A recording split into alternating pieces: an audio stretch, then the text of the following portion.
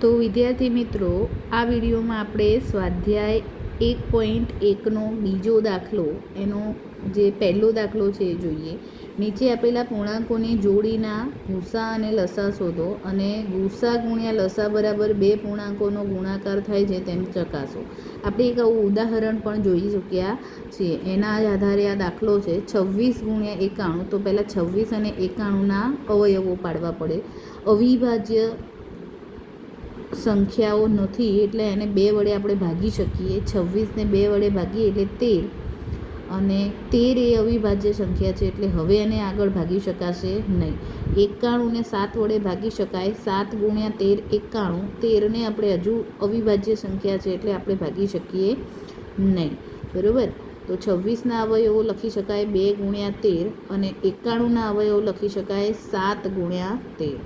લસા શું આવે? તો કે 2 ગુણ્યા 7 ગુણ્યા 13. કેમ? કારણ કે બધું જ લઈ લેવાય લસામાં. તો 2 કશું 2 ગુણ્યા 7 અને 13 કોમન છે એટલે એક વખત.